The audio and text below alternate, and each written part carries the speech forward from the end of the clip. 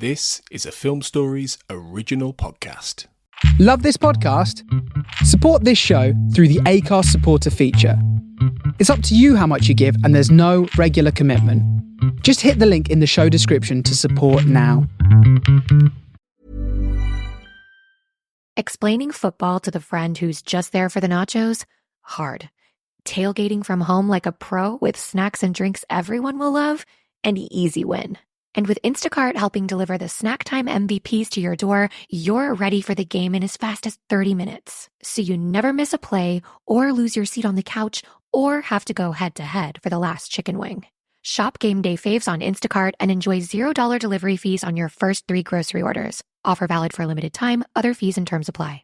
Hey, it's Mark Marin from WTF here to let you know that this podcast is brought to you by Progressive Insurance. And I'm sure the reason you're listening to this podcast right now is because you chose it. Well, choose Progressive's Name Your Price tool, and you could find insurance options that fit your budget, so you can pick the best one for your situation. Who doesn't like choice? Try it at Progressive.com. And now, some legal info. Progressive Casualty Insurance Company and Affiliates. Price and coverage match limited by state law. Not available in all states. My dad works in B2B marketing. He came by my school for career day and said he was a big ROAS man. Then he told everyone how much he loved calculating his return on ad spend. My friends still laugh at me to this day. Not everyone gets B2B, but with LinkedIn, you'll be able to reach people who do. Get a $100 credit on your next ad campaign. Go to linkedin.com/results to claim your credit. That's linkedin.com/results. Terms and conditions apply. LinkedIn, the place to be, to be.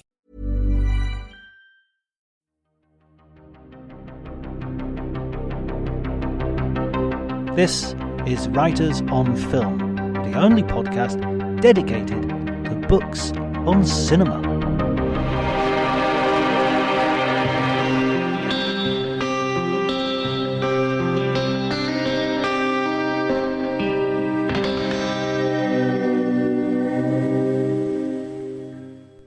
Hello everybody and welcome to Writers on Film. My name's John Bleasdale. I am a writer and film critic, and today I'm going to be talking to the novelist Anthony Marra.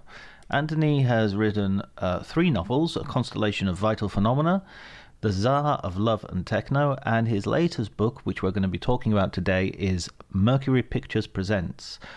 This novel follows the travails of a fictional studio in the 1940s America, and a fictional Hollywood studio, I guess is the best way of saying it, and the various workers, owners, or studio heads who are dealing with the running of the studio, but also America's imminent entry into the Second World War, the rise of fascism, the immigrant experience, racism.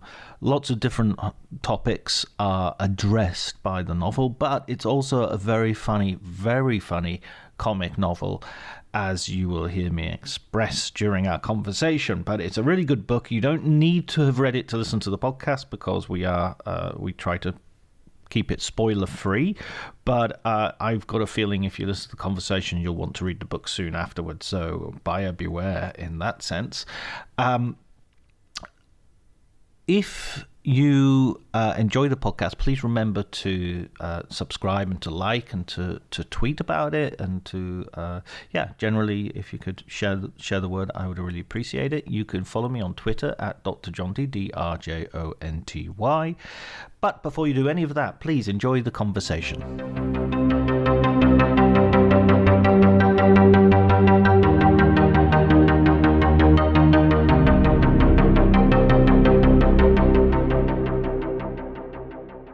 So my first 2 books are set in the former Soviet Union. And after writing 2 books in that world, both of which deal in different ways with the intersection of art and politics and the creation of propaganda in the former in the USSR and contemporary Russia. After writing 2 books set in that world, I was ready to come in from the cold, and I I figured where better to warm up than Southern California. I used to live in LA. My wife is from there, and I've always been fascinated with this period in LA's history when you saw this incredible cultural transfusion of emigres fleeing Europe and landing in LA. Frank Lloyd Wright once said that if you tip the world on its side, all of the loose pieces end up in Los Angeles. And I think that was probably never more true than in the 1930s and 40s, when thousands of refugees fleeing fascism landed in LA. And what really fascinated me about that period was the ways in which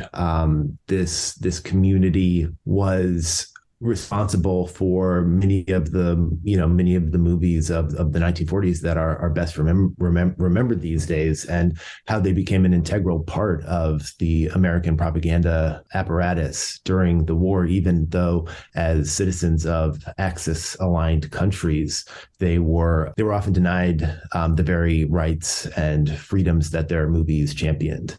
And that artistic and moral and political set of contradictions just really seemed like a ripe area to set a novel within. I think that often depictions of filmmaking and depictions of Hollywood, particularly in the Golden Age, really lean into the decadence and the excess, and essentially treat Hollywood as a fundamentally unserious place.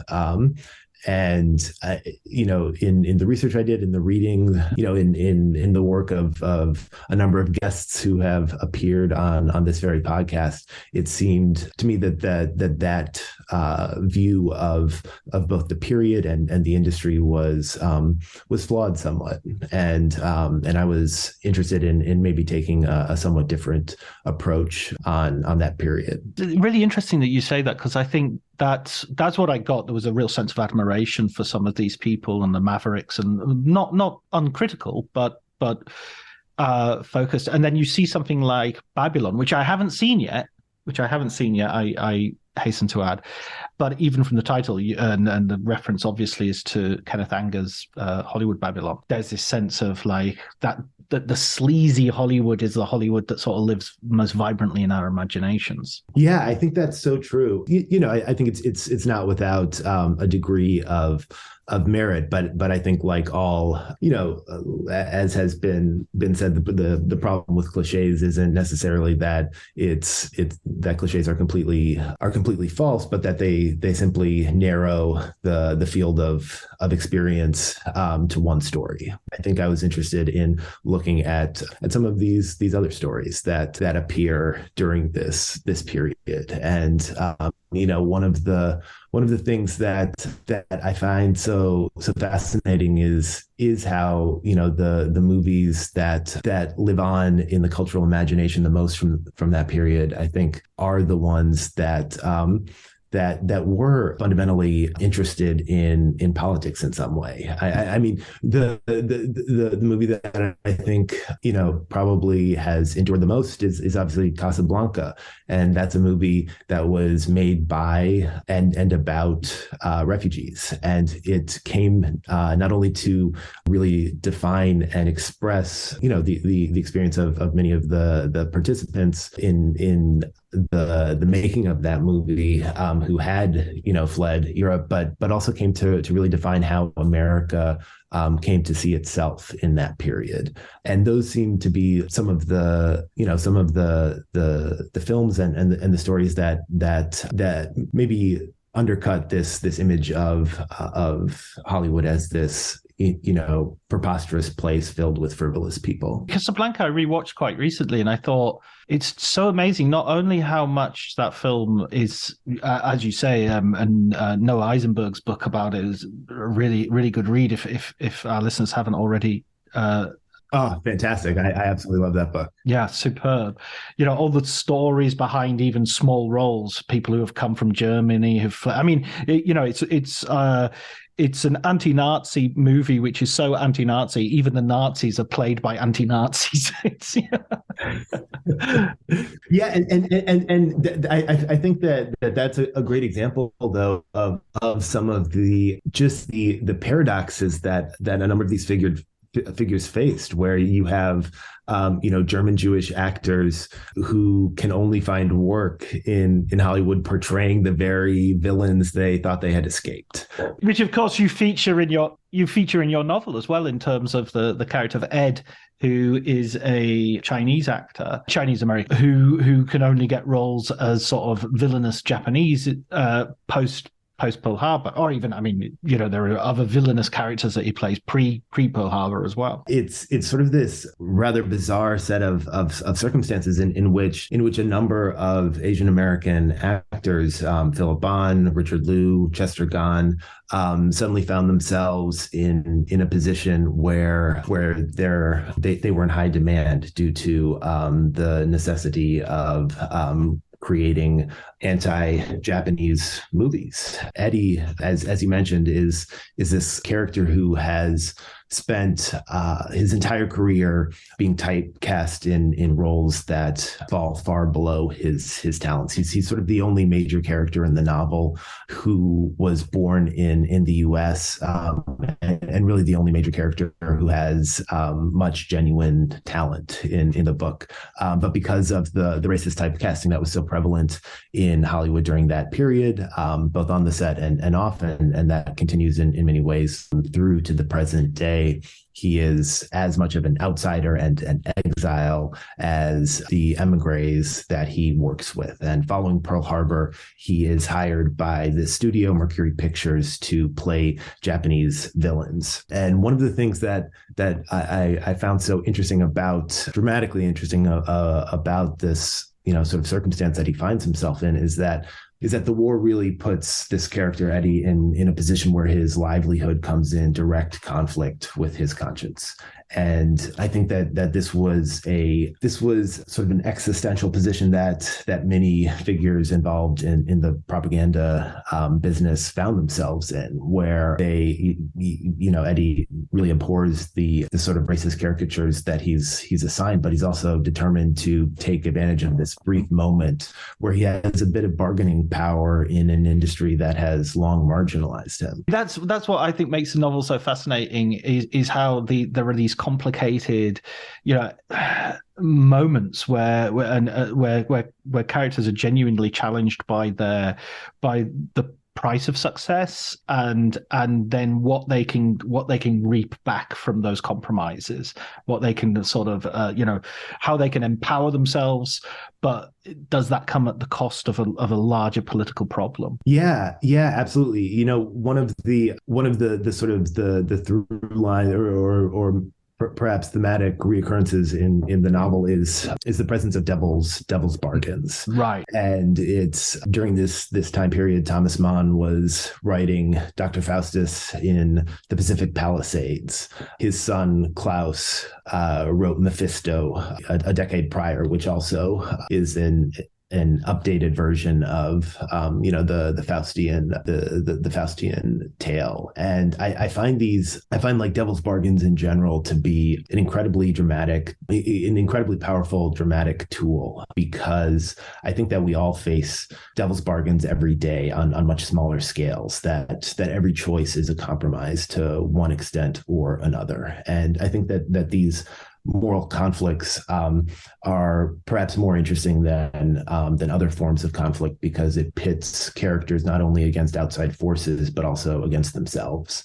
And so throughout the novel, more or less every character every major character faces some kind of devil's bargain. And in fact, that is the name of one of the movies that this studio is producing, that gets them in quite hot water with a number of reactionary forces in the months leading up to Pearl Harbor. I don't want to obviously spoil the novel too much for people who haven't had an opportunity to read it yet, although I'm sure there'll be a lot of people who've already read it listening to this. But let's sort of, how would you set it up for someone who hasn't read the novel what's your sort of your elevator pitch, so to speak? Yeah, so the book is set within a studio called Mercury Pictures, which is I sort of envisioned as almost a Poverty Row version of Warner Brothers, a studio whose movies are a mix of schlock and social message movies that rely on the free publicity of scandal to generate publicity. And the studio is run by Artie and Ned Feldman, who are loosely based on Jack and Harry Warner. And our sort of focal point for the novel is Artie's right hand woman, a character named Maria Lagana, who is an associate producer. And she was probably my favorite character to write. I sort of she's this tough, ambitious, irreverent driver. I pictured her as Rosalind Russell's character in His Girl Friday, only a bit more salty and a lot more Italian. And when we first meet her, her boss, Artie, is under investigation by isolationists in the U.S. Congress. The studio is struggling financially, and her personal and professional lives are in a bit of a state. And like many characters in the book, she arrives to Mercury essentially in flight from Europe. She grew up in fascist Italy and fled to Los Angeles with her mother after a childhood transgression led to her father's arrest. And her father is imprisoned in southern Italy, and her experience over the course of her adolescence with writing to him and sort of trying to negotiate the postal censor in Italy that censors their correspondence sort of gives her a talent for writing around censors, which proves beneficial to her career in Hollywood, where the censorship of the production code is one of the primary governing forces. So even though Maria has sort of reinvented herself as this unflappable producer, she is still haunted by the role that she played in her father's fate, until one day a man from her father's past arrives at the studio among all of these other refugees that have come to Mercury to find work.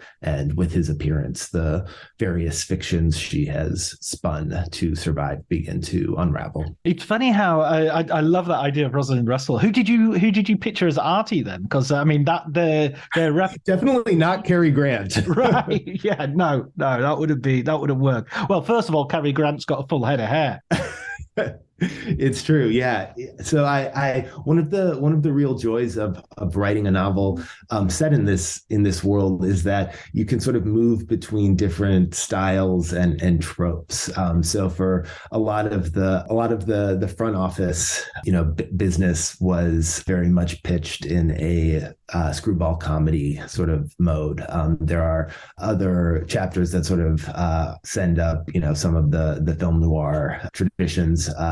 There are, obviously, war film becomes a fact later in the book, and sort of being able to shift between, some of the most popular genres of the period became one of the underlying interests and motives for writing it. But you're not going to give me a name, I'm not. Also, when you the very title sort of the studio Mercury Pictures makes me think immediately of Orson Welles as a possible thing, and I was kind of thinking, yeah, Warner's. But then Jack Warner's is actually in the novel, so there's a bit where it can't be Warner's because there's Warner's, right? A little bit RKO because just of the fact that it's got the Mercury and the Orson Welles connection. But then I was also thinking there's a little bit of sort of ahistorically there's a little bit of sort of a Roger Corman kind of structure to this, sort of a studio that's definitely hanging on by its fingernails financially. I was sort of I sort of pictured Mercury as being at the same sort of the same level of a republic or a monogram, sort of a studio of that level of financial security and artistic achievement. I sort of there's an Orson Welles reference sort of midway through the book when the attack on Pearl Harbor was announced in LA.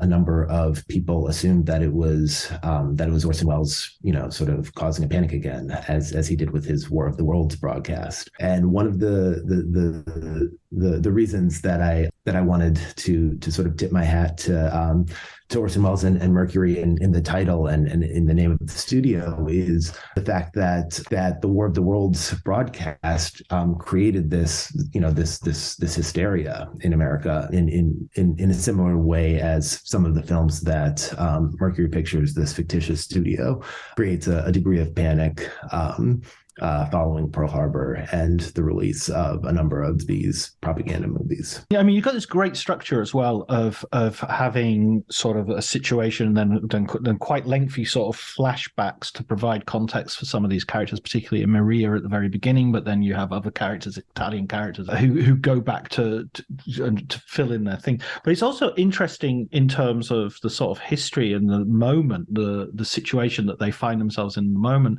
that Europe is kind of rehearsing the Second World War before the Second World War starts, and fascism is there long before before Nazism is there, and so you've got this situation where the characters can see sort of, and some of them have experienced it before it comes to America, so to speak. I was thinking particularly in the case of Maria's father, that idea of the particular Mussolini's sort of like invention of sort of exiling people within the country so that they would be sent to a village. I live in Italy, and I know that in Italy, your identity is very much based on your local region where you're from. So that if you get sent to the south and you're from the north, or vice versa, then you're very much, it's like a foreign country. And that sort of situation is similar to how a lot of the characters find themselves in. There's no prison around them, but there is a kind of psychological prison, if you like. Yeah, and it's interesting that the sort of connection between how internal exiles in Italy experienced exile and how these refugees in America experienced exile during the war was actually sort of the point when the book really came together for me. So when I began thinking about this project, it was originally I was debating between writing a novel set exclusively in LA during this period, and one set in southern Italy during this similar period, and I sort of envisioned them as two separate novels. And for months I was bouncing back and forth between the two of them. I'm not particularly known for decisiveness. I have trouble committing to an appetizer, let alone a multi-year book project. And things finally came together for me when my wife and I took a trip to Lipari, which is the largest of the Aeolian Islands off the coast of Sicily. It's also happens to be where my great-grandmother's family emigrated from. And it's this stunning island. It's one of this chain of volcanic islands with these sweeping views and spectacular beaches. And it looks like just a postcard from paradise. And on one of our last days there, we noticed this little plaque that was high up on the wall of the Citadel. And the plaque commemorated the various anti-fascists and artists and intellectuals who had been exiled to Lipari by Mussolini. And in fact, Lipari was the largest internment colony in Italy under Mussolini. And I had never heard of this particular chapter in the island's history. And it was hard to imagine that this island paradise that I could, trace my own roots to had once been Mussolini's Alcatraz. And it occurred to me as I was, sort of standing there, that German and Austrian exiles sometimes referred to Los Angeles as sunny Siberia. And it seemed that this same term could be easily applied to Lipari as well. And so it seemed that to me that Los Angeles and that the Los Angeles novel and the Italy novel weren't two separate books, but were rather halves of the same book. And that Mercury Pictures Presents would be the story of these two sunny Siberias and this one family divided between them. That's fascinating. That's so interesting that we you look at these places and you sometimes think, as you say, they're sunny, they're wonderful from a certain point of view, but if you're forced to be there, it doesn't matter where it is and what you're doing. It's that idea of compulsion and the lack of freedom which makes it. Yeah, and sort of as you said, that like so much of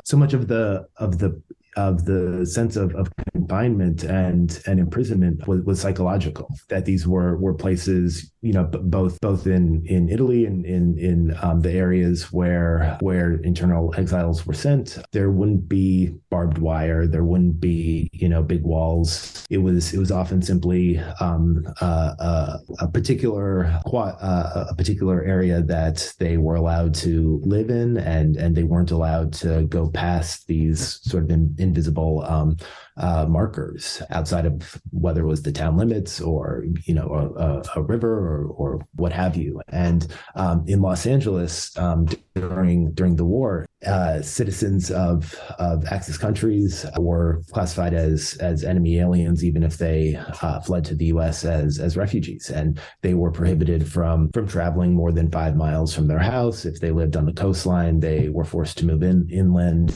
They had to surrender cameras, radios, flashlights, anything that could potentially be used to spy or commit acts of sabotage. And the ways in which the U.S. began to in some subtle ways resemble and put into practice elements from the very fascist countries that they were at war with felt to me like an aspect of the history of World War II on the American home front that is often downplayed in our history. I think that Americans tend to be very proud of our role in the Second World War with some justification. I think it's often because we've been involved in so many disastrous foreign wars in the years since, and at least we can look back on this one and say, well, we were on the side of the angels. But I think that sort of greatest generation mythology often maybe flattens some of the complexities and the ways in which we were complicit in the very evils that we purportedly fighting against. Yeah, absolutely. Specifically in the treatment of the Japanese in terms of and also sort of you're fighting an ideology which has at its core a racism. And then you use racism for your own propaganda ends in terms of demonizing, which I think was always more true in the Pacific theater and the Japanese enemy than it was against the Germans. You couldn't really, Anglo-Europeans couldn't really turn to the Germans and use racist epithets against them. Yeah, I think that is entirely true, and it's also it's visible in the very movies of the time. Did you ever read Projections of War by Thomas Doherty? No, I haven't. No, it's a brilliant book. All of his books are fantastic. But in Projections of War, he goes through and looks at how Germans, Italians, and Japanese were portrayed as villains, and how so often and it's their images that endure to this day. The portrayal of Nazis as these cool, callous, sort of sociopathic villains. Who are very calculating and devious, and but in a way highly rational. Whereas Italians were usually portrayed as, if they were portrayed as at all, as sort of buffoons, like they were the comic relief, who would often swap sides at some point in the film. Would often exactly. maybe be won over to the good side, maybe be sort of traitorous and but definitely untrustworthy. Yeah. Whereas Japanese, the Japanese characters in these movies often weren't even presented as characters. They were. I think it was Thomas Doherty's book. Maybe it might have been Hollywood Goes to War. It might have been in Hollywood Goes to War by Clayton Copps, where the author looks at how Native Americans were portrayed in Westerns and how Japanese soldiers were portrayed in World War II films, and how both the ways in which they were othered, the ways in which they were presented as less than human, as being denied even the humanity of a point of view in the actual shot by shot. That's fascinating, because I was watching Thin Red Line recently, and I think that film is very interesting in how it doesn't show the Japanese almost like it's a Vietnam War movie in which the Viet Cong are represented by the jungle rather than by actual soldiers. You see the sort of consequences of their, you first come across corpses that have been desecrated, and then you see and then they're just sort of points of fire, and then they're a gun barrel. And then when they actually get to the Japanese, they're obviously these emaciated, malarial, suffering, human beings, wretches, really. But then there's this remarkable shot of a Japanese face that's basically been pounded into the earth, and you get the voiceover of this Japanese soldier saying, "Are you noble? Do you think I wasn't loved? Do you think I wasn't admired? Do you think this made me immune to what the world did to me?" And it's just, I'm paraphrasing, but it's just such a fascinating and unusual way of showing the enemy of the war film through a series of stages, which actually by the end of it is kind of quite empathetic.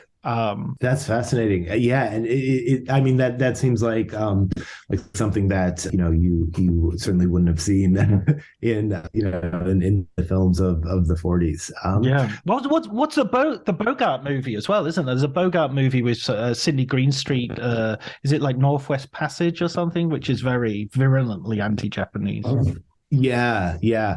I mean, so many of them. Like the most heinous, I think, was probably Little Tokyo, USA, in part because it's the filmmakers actually went to Little Tokyo in Los Angeles and filmed the forced relocation of Japanese Americans and included it in the film as the film describes it, sort of like the just result for sabotage. And so not only does the film, does this film essentially not only excuse but really celebrate the decision to intern Japanese Americans, but it also used those very real human beings as extras in this grotesque movie in a way that I think is beyond ugly, and is one of those cases where you look at that movie and it's feels like a Nazi propaganda movie in terms of its demonization and the way that it blends this sort of paranoid espionage plot with the very real ramifications of that kind of racialized hysteria that was gripping the U.S. at the time. I think that one of the things about the movies of this period and that in the novel I just found myself fascinated with is how a culture defines its enemies, says so much more about that culture than it does about the supposed monsters. And I think that obviously America has an incredibly troubled history with race, and so often we have historically defined villains along racial lines, and that was certainly the case in so many of these movies of the 1940s. Yeah, and so there's a sort of sense of projection as well with the I always think that Hollywood very much goes on the man bites dog sort of. I mean, I think it's something not necessarily inherent in Hollywood as such, but inherent in all drama, all fiction, all novels, is that sort of goes against the idea of like art as being this sort of purveyor of truth. Is if you read books, there's much more. If you read novels, thinking you're going to get a view of what reality is like, it's going to be skewed very much in favor of drama and murder and violence and betrayal and all these sort of things, rather than the rather humdrum reality of what life's actually like. I was thinking recently of an example of that being the sort of hoopla over the new film Tar, which seems to be, let's do a sort of Me Too story, but with the male figure changed into a female figure, so that it's about bullying and it's about inappropriate use of power. But we'll swap out the man for a woman because, that's man bites dog. That's, dog bites man isn't interesting in the same way. So, yeah, I think one of the so my wife is an art historian specializing in photography. And when my previous book, The Tsar of Love and Techno, came out, when I should say while I was working on it, she showed me a number of these folios of photographs from the Civil War. Combat photographers were moving around corpses, were sort of staging scenes. And the idea that, 10 years after the advent of photography, it was already being used to manipulate reality and sort of record these images that purported to be real, that were nonetheless staged, is something that I've always been sort of fascinated with. This idea that at the, this tension at the heart of filmmaking, that it's a medium that can be both subjective art and objective evidence. It can be used to create fantasy and record reality. And this is, I think, an unresolvable conflict at the heart of the medium. I think many of these characters struggle with, and that I think filmmakers in general have to contend with. Yeah. And I guess novels don't have that same direct ability to even purport to transparency. You can't. It's obviously a narrative. It's obviously these are stories being told, and with your novel, there's a sense of people having backstories, for instance, that are viewed in different ways. Different characters experience roughly the same thing, but they have totally different views of how that event actually happened, or why it happened, or what the consequences are. One thing I wanted to ask actually was the way we're talking about it now. It sounds very, very serious. We're talking about major events, and we're giving them the necessary respect they deserve. Absolutely, but your book's so funny, and it's without Explaining football to the friend who's just there for the nachos? Hard. Tailgating from home like a pro with snacks and drinks everyone will love? An easy win. And with Instacart helping deliver the snack time MVPs to your door, you're ready for the game in as fast as 30 minutes. So you never miss a play or lose your seat on the couch or have to go head-to-head for the last chicken wing. Shop Game Day Faves on Instacart and enjoy $0 delivery fees on your first 3 grocery orders. Offer valid for a limited time. Other fees and terms apply. My dad works in B2B marketing. He came by my school for career day and said he was a big ROAS man. Then he told everyone how much he loved calculating his return on ad spend. My friends still laugh at me to this day. Not everyone gets B2B, but with LinkedIn, you'll be able to reach people who do. Get a $100 credit on your next ad campaign. Go to linkedin.com/results to claim your credit. That's linkedin.com/results. Terms and conditions apply. LinkedIn, the place to be, to be. In any way rendering what it's not silly. It's not funny in a silly way. It's not unserious, but it is very, very funny. And I just wanted to make sure we convey to our listeners that this is a really fun read, despite or even because of the fact that what it's talking about is a serious moment in history. Yeah, well, thank you. I'm relieved to hear that. I find myself just really impatient with humorless novels and humorless movies. I Right. think that, to me, life feels essentially to be an absurd enterprise. And I think that absurdity is most eloquently expressed through humor.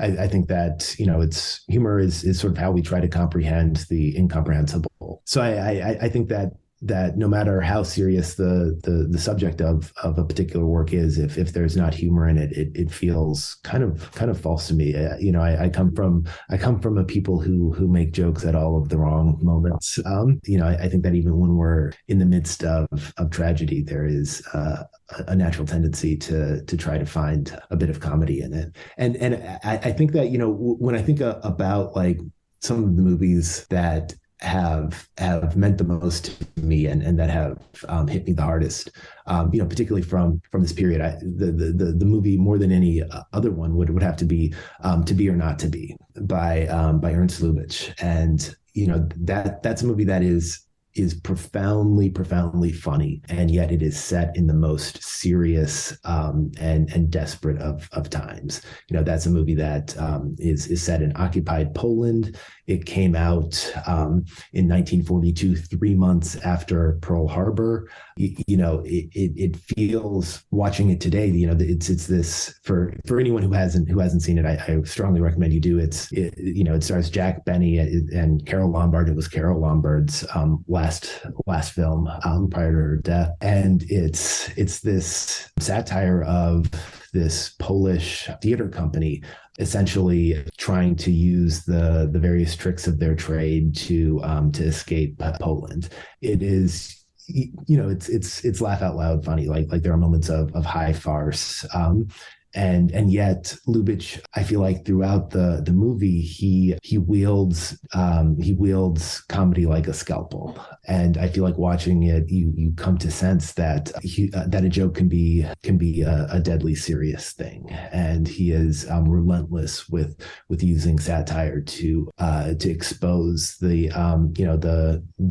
horrors of life under Nazi rule. And the idea that a movie can be both, so silly and so somber at the same time is something that has certainly influenced my own work to a great degree. And I think that those are the experiences that I most often try to seek out, whether in a novel or on the screen. It's interesting that Lubitsch's film was being made prior to Pearl Harbor, and you did have these. I was talking to Chris last for the last episode of last episode but one, with his book Hollywood Hates Hitler. You had these films like Confessions of a Nazi Spy and The Great Dictator coming out prior to Pearl Harbor, and this is also where you take the beginning of your book is where you have Mercury and Artie having to go to Washington and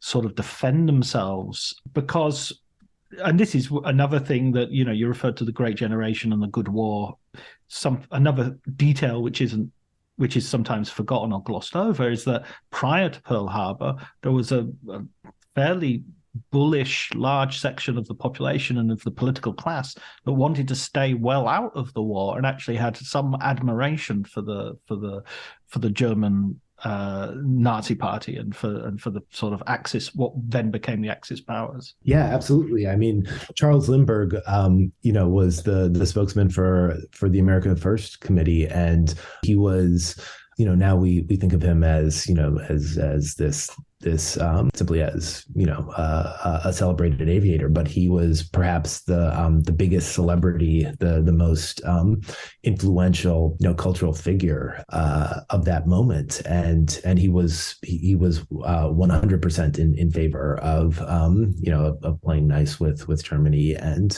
essentially letting England deal with the problems in their backyard on their own and staying well out of it.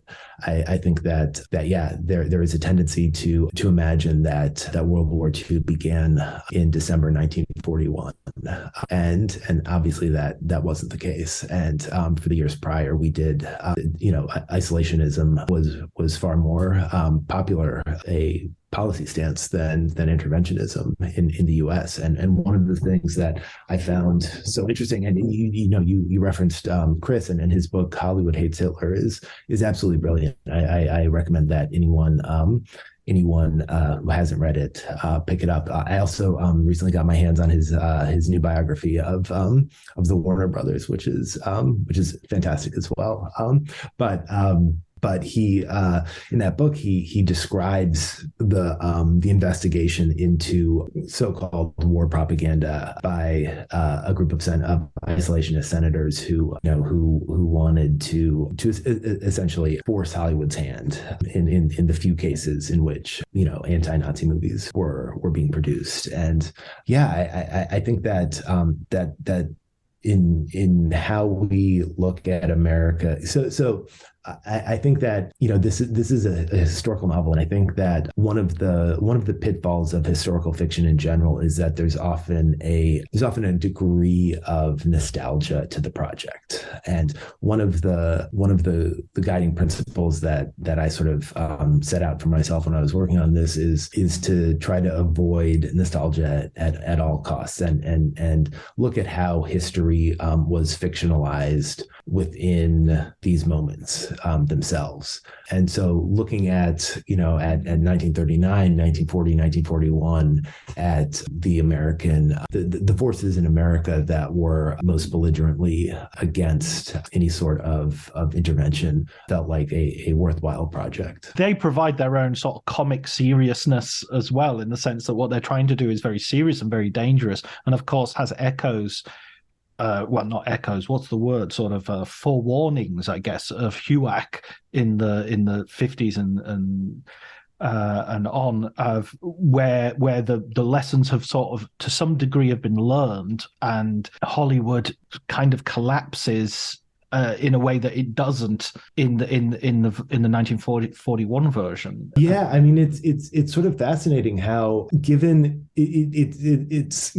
how successful Hollywood was in fighting, in sort of acquitting themselves during, the late 30s and 40s and early 40s in these various show trials. It's understandable why, in the late 40s, they went into the HUAC investigations really feeling like they had this in hand, and to see how sort of quickly they collapsed in those cases is quite dismaying, and you can see how perhaps in retrospect their successes in the 1941 Senate investigations led them to enter the HUAC trials with perhaps a sense of overconfidence and maybe a degree of having underestimated how American culture and society had changed in the intervening years. Another of the sort of crossovers as well, with sort of I'm sure these are sort of intentional nods. You already mentioned the Orson Welles nod to the Martian radio story, but 1941, the film that Steven Spielberg makes, which is kind of a weirdly disastrous film in some ways, and a disaster film in another, because it's all about massive destruction. That the moment that actually inspired that film, which is a sort of fear of the Japanese were attacking Los Angeles, and various anti-aircraft guns fire off, and you get a little bit of a mass panic there as well. You refer to that and depict that scene as well. Did you have a little bit of Spielberg in your head while you were doing that? There's always a little Spielberg in my head. But yeah, I mean the Battle of Los Angeles is this sort of iconic moment, I think, in LA history, in terms of the panic it wrought, all the fear and hysteria that came out of that, but also how in some ways the Battle of Los Angeles feels like something from a movie where a battle against shadows. There was nothing there. It was a lot of light, a lot of special effects, and the only casualties, I believe, were people who got in traffic accidents during. Yeah, the evacuation was more costly than the thing they were evacuating to avoid. I mean, exactly. It sort of also goes to show how acts of the imagination can be great. We can have movies, we can have novels, we can have. But also acts of the imagination can be, from political ideologies to to mass hysteria can cause untold damage. Yeah, I think that, one of my pet peeves are in literature are novels that sort of uncritically fetishize storytelling as this unadulterated good, that that the very act of telling a story is somehow virtuous in and of itself. And I think that that there's a similar instinct in many films that valorize filmmaking as and if another love letter to cinema. God damn it, we've had 5 this year, 5, and it's only January the 2nd.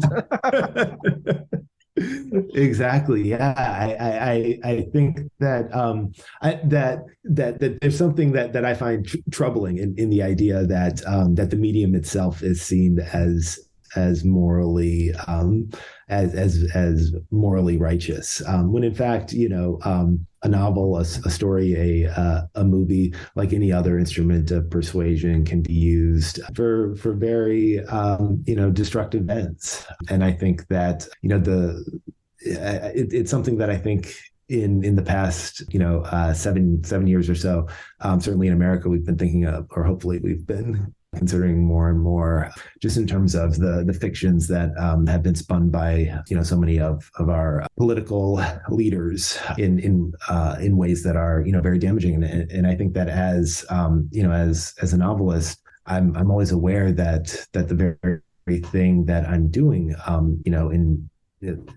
essentially creating fabrications, even if they're fabrications built on research and built on sources and anchored in reality, they're still fictions. How the very tools of my trade can be used by political actors to really destructive ends. And I think that we would be wise as artists in general to be more wary of our mediums. Yeah, absolutely. The co-opting of sort of the ability to it's similarly with humor. I mean, the rise of the alt-right on the internet has been absolutely, the rocket fuel that they've used as this sort of only kidding, just kidding irony, wink, wink, don't be so serious. Oh, haha, got you, and trolling, the entire activity of trolling is based on a sort of tension between the serious and the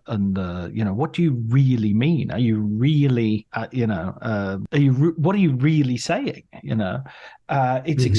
We use, I remember 10 years ago, postmodernism being all about that sort of play, unfortunately, when someone turns up to the playground with bad intentions, we no longer have anywhere to stand which is properly secure, I think. Wow. That was very deep.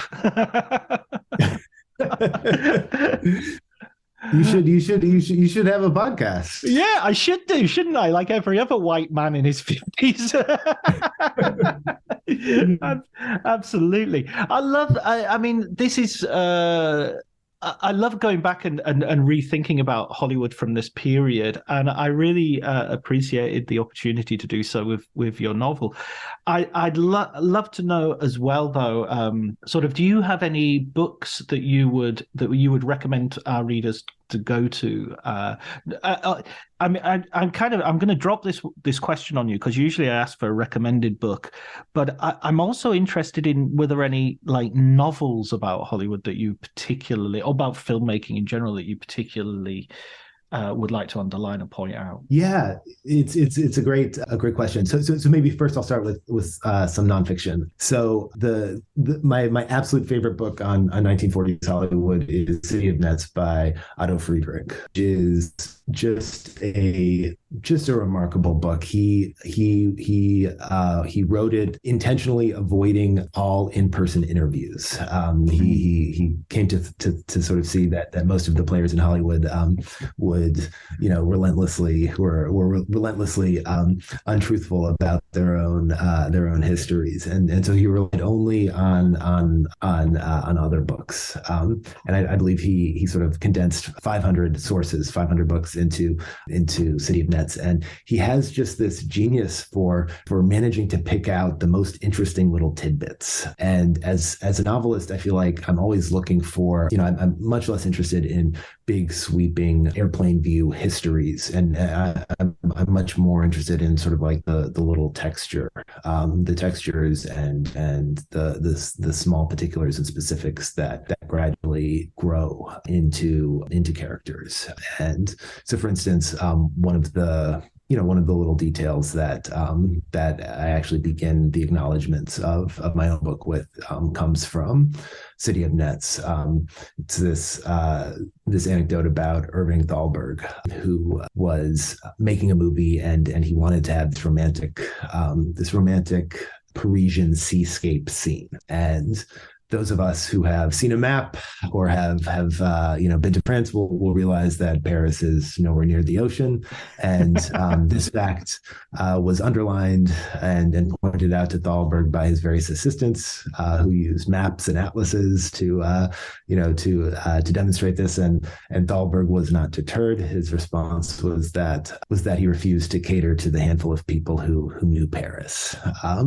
And City of Nets is just filled with those wonderful little anecdotes. I would also say another book that I really loved and that I relied on a lot was Hollywood, the Dream Factory by the wonderfully named Hortense Powdermaker. That's a novelist's invention. That person does not exist. I didn't believe so either, but she has a Wikipedia page, so she must be real. But she was an anthropologist who I believe did field work in Papua New Guinea and came back to the U.S. and essentially treated Hollywood as she would a group of any other sort of closed society that she had been studying in Papua New Guinea, and she looks at the various taboos, the rituals, the power structures, the dreams and desires, and all of this that governed Hollywood in the 40s. And it's this really fascinating look at how Hollywood sort of organized itself in terms of power and taboos. And she had, because she wasn't a journalist, she was an anthropologist. She had access to a number of people who perhaps wouldn't have been as willing to speak with an on the record journalist. So that book is absolutely wonderful. And maybe the final fiction book that I will highlight is Hollywood. God, these books are terribly titled. They're all like Hollywood : this. So this one is Hollywood, the Movie Colony, the movie makers, and it's by Leo Roston. And he was a sociologist, I believe, who came to Hollywood in the early 40s with a team of statisticians. And essentially, it's an academic book that is wildly engaging, and he picks up just so many wonderful little snippets, many of which I incorporated into this novel. Even his footnotes are brilliant. In one footnote he describes this high school student who essentially rented out this network of clappers to attend premieres. Yes, I remember that from your novel. Yes, that's a brilliant story. So that was in one of his footnotes. So this is a book that was so good. I ended up, I underlined it the first time I read it, and I underlined so much that I had to go back and re-underline in a different color just to to cut things down a bit. But unfortunately, it's out of print. But if you can find a copy at a library or get a secondhand copy, I would highly recommend it. In terms of fiction, certainly The Day of the Locusts by Nathaniel West was a big influence. I think that that he is someone who obviously had worked in sort of the down market end of the Hollywood, the Hollywood movie making business, and he I think explores that with great sensitivity and beauty in Day of the Locust. So of the various Hollywood novels, I think that'll be the one from that period that I felt most influenced by. I only know that via the film. I only know that via and the film kind of really depresses me. So I should go back to the original, I think. Yeah, it's a fantastic book. It's definitely it's definitely not a I wouldn't call it uplifting, but it's one that I feel like, at the time he was working. I believe he was writing B pictures at RKO. He wrote in this period Stranger on the Third Floor, which I believe has been cited as sort of one of the first kind of noir films to emerge. I think that was in Peter Lorre film, I think, if I remember right. Exactly, yeah. Who gets top billing but only appears in the last 5 minutes of the film. But yeah, he's someone who I don't think he really broke in to the screenwriting world the way that he hoped he would, but that book is fantastic. Right. I've definitely got it on my list. It's one of those little holes in my reading background that I need to fill as soon as possible. In fact, I'm buying a lot of those Library of America hardbacks, and I think there's a Nathaniel West, and he's that justifies the outlay of $30, I reckon.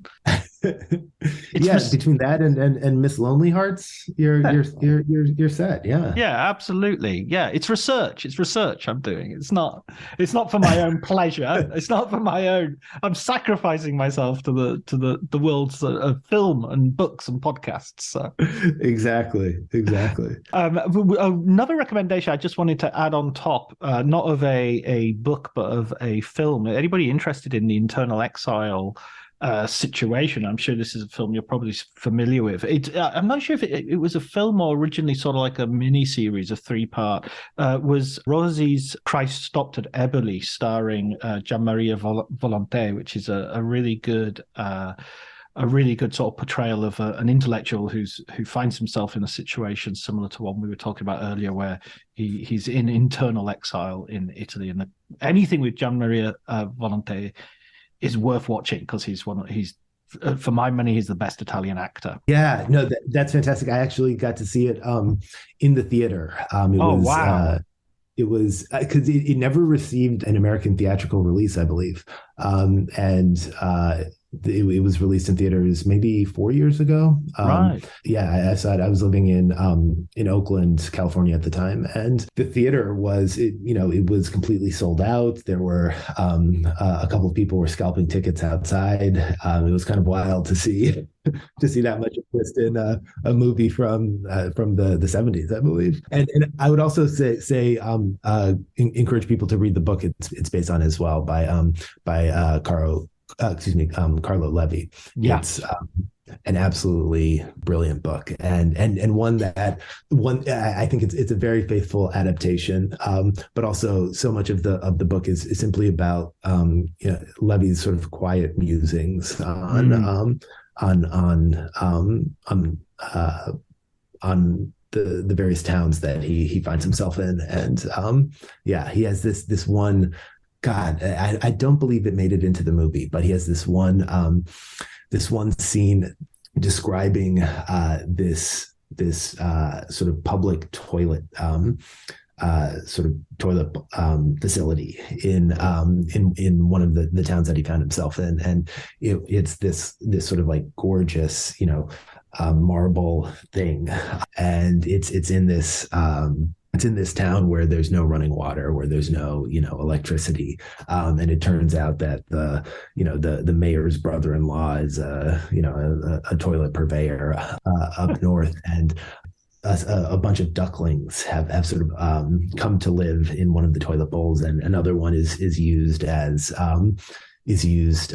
for laundry, and it's just this brilliant image. He describes this toilet as being an asteroid that had landed in the south from the north, and yeah, just really quite beautiful. Wow. Yeah, absolutely. Yeah, that's a great recommendation. And I was also, these are just a couple of things, because I didn't want to interrupt you when you were talking earlier, but a couple of things that it reminded me of when we were talking. One was when you mentioned Thomas Mann and his son, how maybe I got this from Otto Friedrich's City of Nets, actually, that his son used to write down subjects on his cuffs, so that when he had dinner with his father, Thomas Mann, he could talk to him, because otherwise he was sort of paralyzed with nervousness talking to his father. So he was up to the intellectual level of his father, and I always thought that was hilarious, in an incredibly sad way, but still hilarious. So Dad, what do you think of the decimalization of very casual? Yeah, exactly. Yeah, moving on. Egon Shell. And the other thing that when we were talking right at the very beginning, and this is probably a good way of folding it up, about how we look to Hollywood and we see sort of Fatty Arbuckle and the sort of the sleazy, the scandalous, and the Babylonian nature of it. I was researching a novel once, and I was lucky enough to get to know Frank Cottrell Boyce, who for many years wrote screenplays for Danny Boyle, and I sent him a version of the novel to because it was based on an independent film being made in Britain, and I wanted to see if it was realistic. And and one of my main characters was this sort of like alcoholic director, and he said the whole premise of the novel is problematic because the guy wouldn't get the money, and there would be someone on top of him at all times, and he couldn't just wander off for the night and go drinking and go partying or whatever. There would be someone from the studio sort of sitting on him, and he'd have an early night, and he would, and he was talking about his relationship with Danny Boyle, and said, how Danny would, he would work very, very hard, be up first person on the set, last person to go home, then he'd watch dailies, then he'd have 5 hours sleep, and then he'd start again. And this idea that there's this sort of like, whoa, here we go, just is very rare, because it ultimately is an industry, and if you're not making the product, I think we've seen some situations in which that people have gone off the rails a bit. Bohemian Rhapsody most recently, perhaps, in terms of that sort of lifestyle not being conducive to creating an actual film, and how Hollywood sort of will. I wonder if in the case of Bohemian Rhapsody, Bryan Singer will recover from that. Not in terms of whatever perceived scandals, of which I believe there are some, but more because you didn't do the job, you didn't finish the movie. Yeah, I think it's there are obviously similar images, sort of these romantic images that we have of novelists as well, in terms of being alcoholics who drag themselves to the typewriter and produce genius, and in my own experience as a writer, in terms of the writers that I know, the people who are up late doing drugs and partying aren't up early, writing. And I think that that all artistic creation is difficult, and I think that the people whose work we most admire, the people who are most productive, the people whose movies and whose novels endure, I think are more often than not those that take their craft seriously, and I think that whether you're a director or a novelist or a photographer, if your work isn't at the center of your life, it's difficult to find the wherewithal to continue producing. Yeah, absolutely. I totally agree. We love the romantic idea of the guy who just sits down at the piano and writes, Rhapsody in Blue. But I know it's been a little bit challenged, the old 10,000 hours idea from Malcolm Gladwell popularized in one of his essays. I know it's not science, let's say, but I think as an idea, you've got to put in the work.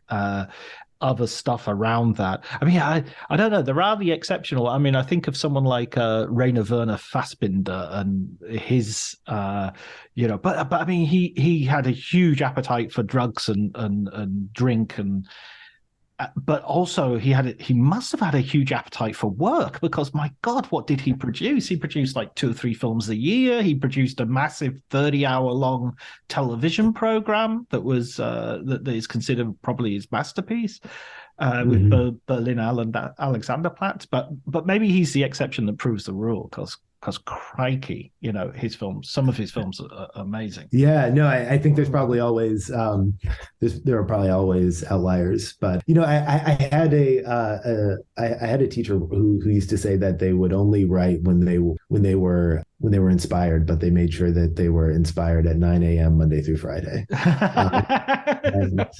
And I always felt like that for me at least has been a good way to think of artistic inspiration and all of that. Yeah, absolutely. I totally agree with that. It's about sitting down. If you can master sitting down, then the rest of it's relatively easy. Brilliant. Oh, thank you so much, Anthony, for coming on the podcast and talking about your novel. It was an absolute pleasure to read. And I highly recommend it. That can be my recommended book of the week. Oh, well, thank you so much for having me. This has been such a treat.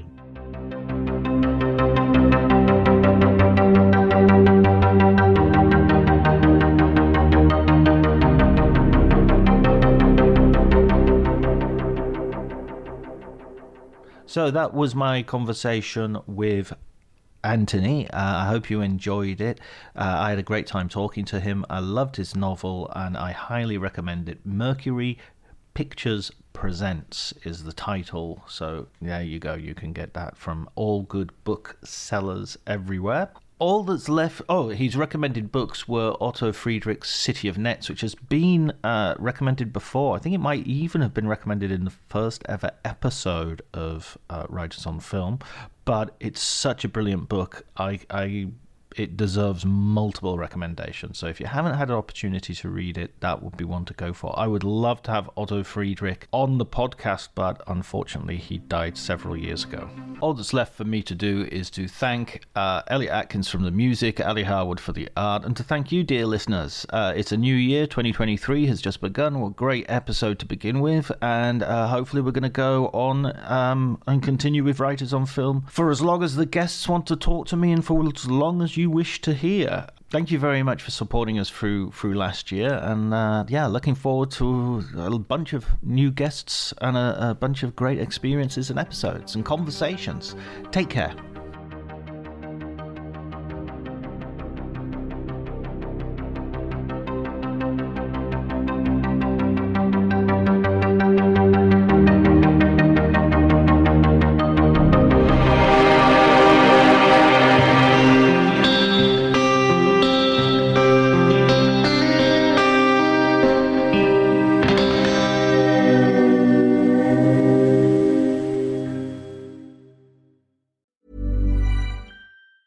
$1-800-Flowers.com knows that a gift is never just a gift. A gift is an expression of everything you feel and helps build more meaningful relationships. 1-800-Flowers takes the pressure off by helping you navigate life's important moments by making it simple to find the perfect gift. From flowers and cookies to cake and chocolate, 1-800-Flowers helps guide you in finding the right gift to say how you feel. To learn more, visit 1-800-Flowers.com/ACAST. That's 1-800-Flowers.com/ACAST.